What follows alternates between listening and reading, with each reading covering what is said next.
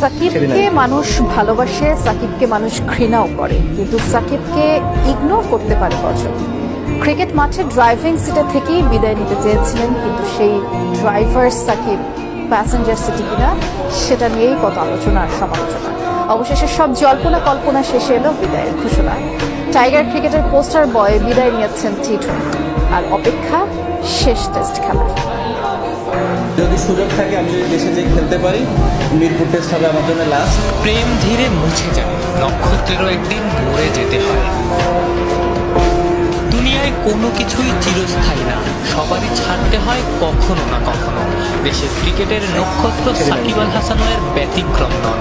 ছল ছল চোখেই সাকিবের মুখে উচ্চারিত হলো বিদায়। ড্রাইভার হিসেবেই থাকতে চেয়েছিলেন, কিন্তু শেষ একটা বছরের ড্রাইভার তো ননই। এক সময়ের বিশ্বসেরা অলরাউন্ডারকে প্রফিটেবল